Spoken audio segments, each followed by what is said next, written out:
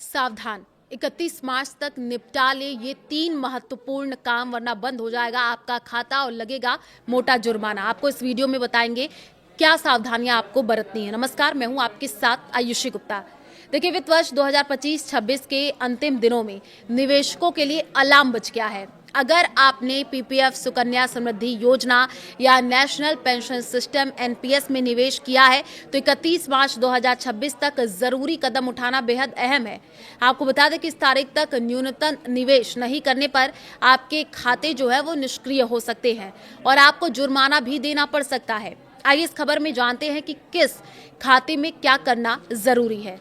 पहला देखिए, पीपीएफ खाते में न्यूनतम जमा जरूरी पब्लिक प्रोविडेंट फंड यानी पीपीएफ खाते को एक्टिव रखने के लिए हर वित्त वर्ष कम से कम 500 रुपए जमा करना अनिवार्य है। अगर ये रकम आपने जमा नहीं की है तो आपको आने वाले दिनों में दिक्कत आ जाएगी, आपका खाता निष्क्रिय हो जाएगा। आपको बता दें कि निष्क्रिय खाते का सबसे बड़ा नुकसान ये है कि आप ना तो लोन ले पाएंगे और ना ही पैसे निकाल पाएंगे। खाते को फिर से चालू कराने के लिए हर डिफॉल्ट ईयर के हिसाब से 500 रुपए का बकाया और 50 रुपए पेनल्टी चुकानी होगी, यानी कुल 550 रुपए प्रति साल। सुकन्या समृद्धि योजना में ध्यान रखें जमा राशि।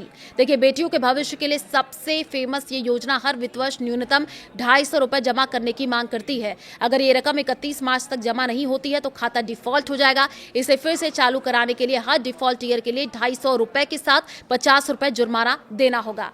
एनपीएस खाते को फ्रीज होने से आप बचा लीजिए।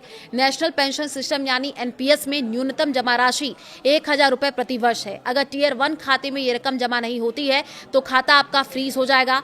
टीयर 2 खाता लिंक होने पर वो भी प्रभावित होगा। फ्रीज खाते को एक्टिव कराने के लिए बकाया न्यूनतम राशि के साथ ही 100 रुपए पेनल्टी आपको चुकानी होती है।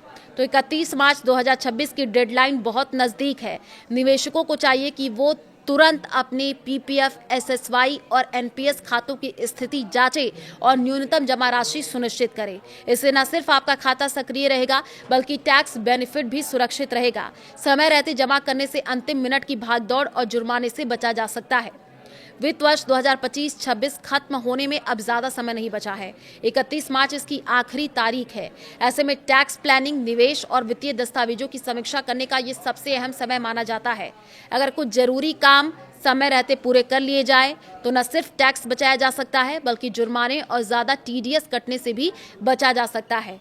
टैक्स बचाने का आपके पास मौका है। इन योजनाओं में निवेश करने से टैक्स बचाने का फायदा मिलता है। पुराने टैक्स सिस्टम में सेक्शन 80C के तहत 1.5 लाख रुपए तक की टैक्स छूट मिल सकती है। एनपीएस में निवेश पर 80 1B के तहत अतिरिक्त 50,000 रुपए तक की भी छूट आपको मिल सकती है। तो एनपीएस सब्सक्राइबर्स को होगा सीधा फायदा, बैंक भी बना सकेंगे फंड। जी हाँ, आखिरी तारीख अब आप मत भूलिए। अगर आपने अभी तक इन योजनाओं में न्यूनतम अमाउंट जमा नहीं किया है तो 31 मार्च 2026 से पहले ये काम जरूर पूरा कर ले। ऐसा करने से आपका खाता सक्रिय रहेगा और आपको टैक्स बचत का पूरा फायदा भी मिल सकेगा। होम लोन का ब्याज और मूलधन की अगर हम बात कर ले, अगर आपने होम लोन लिया है तो अपने लेंडर से वार्षिक लोन स्टेटमेंट या जो है ब्याज सर्टिफिकेट डाउनलोड आप कर सकते हैं। इनकम टैक्स एक्ट की धारा 24B के तहत होम लोन के ब्याज पर 2 लाख रुपए तक की टैक्स छूट मिलती है।